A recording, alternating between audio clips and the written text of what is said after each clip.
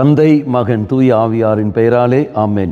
இயேசு கிறிஸ்துவில் அன்புமிக்க சகோதர சகோதரிகள் உங்கள் அனைவருக்கும் கிறிஸ்து இயேசுவின் அன்பு வணக்கத்தை தெரிவித்துக் கொள்கின்றேன். இந்த நற்செய்தி பாகமானது மத்தேயு நற்செய்தி 18ஆம் அதிகாரம் 1 முதல் 5 மற்றும் 10 முதல் 14 வரையுள்ள திருவாக்கியங்கள். குறிப்பாக 10வது வாக்கியம், இச்சிறியோரில் ஒருவரையும் நீங்கள் இழிவாக கருத வேண்டாம், கவனமாயிருங்கள்.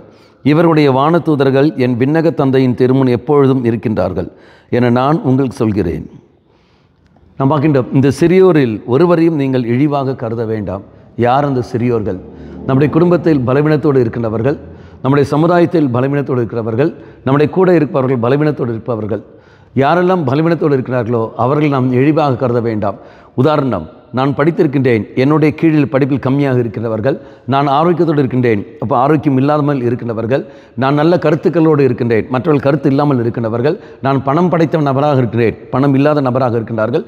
இப்படி இந்த பலவீனத்தோடு இருக்கிறவர்கள், சமுதாயத்தில் பின்தங்கி இருக்கிறவர்கள், அவர்களை ஒரு நாளும் கொச்சையாக பார்க்கவோ அவர்களை இழிவாக பார்ப்பதற்கு தெய்வம் உனக்கும் எனக்கும் அதிகாரம் தந்ததில்லை. காரணம் என்ன?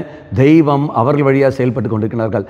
அவர்கள் கூட இருந்து கொண்டு தெய்வம் செயல்படுவார். அப்போ நீ நானும் அவர்களையும் சமமாக கருதி கொண்டு இதை நமக்கு வேண்டிய நன்மைகள் செய்ய வேண்டும். நமக்கு ஆரோக்கியம் தந்திருக்கிறார்கள் என்றால் நம்முடைய ஆரோக்கியத்தின் வழியாக அவர்களை கொண்டு வருவதற்காக, படிப்பு நமக்கு தந்திருக்கிறார்கள் என்றால் நம்முடைய படிப்பு வழியாக அவர்களே அறிவில் வளர்ச்சி கொண்டு வருவதற்காக, நமக்கு பணம் தந்திருக்கிறார் என்றால் நம்முடைய செல்வங்கள் பணத்தை கொண்டு அவர்களை முன்னேற்றி வருவதற்காக. அப்போ தெய்வம் நமக்கு தந்திருப்பெல்லாம் எதற்காக என்றால் மற்றவர்களுக்கு அதன் வழியாக நீ நானும் தனியாக வளர்வதற்காக இல்லை. அப்போ சிந்தித்து பார்ப்போம். சுயநலத்தோடு நாம் வாழ்கிற சமயத்தில் நிச்சயமாக தெய்வத்திற்கு நாம் கணக்கு கொடுக்கக்கூடிய சூழல் ஏற்படும்.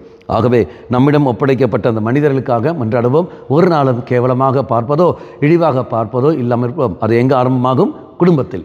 அப்போ குடும்ப அங்கத்தினர்களை ஒன்றாக சிரிப்போம், ஒன்றாக சிந்திப்போம். ஆண்டவரே, இதை ஏற்றத்தாழ்வு இல்லாமல் கணவன் மனைவிக்கு, மனைவி கணவனுக்கு உரிய மரியாதை கொடுத்து, பிள்ளைகள் பெற்றோர்களுக்கும் பெற்றோர்கள் பிள்ளைகளுக்கும், கூட பிறந்தவர்கள் சகோதர சகோதரிக்கும் அந்த உரிய மரியாதை கொடுத்து நாம் வாழ முயற்சி எடுப்போம். கண்களை மூடிக்கொள்ளுங்கள். நல்லவனாய தெய்வமே, ஒருவரை புரிந்து கொண்டு மதித்து வாழக்கூடிய வரத்தை எங்களுக்கு தந்தரலும். அம்மா மாதாவே, தெய்வ மாதாவே, எங்கள் மாதாவே, என் அன்னையே, விசேஷமாக எங்களுக்காக பரிந்து பேசும். ஆமேன். தந்தை மகன் தூய ஆவியாரின் பெயராலே ஆமேன்.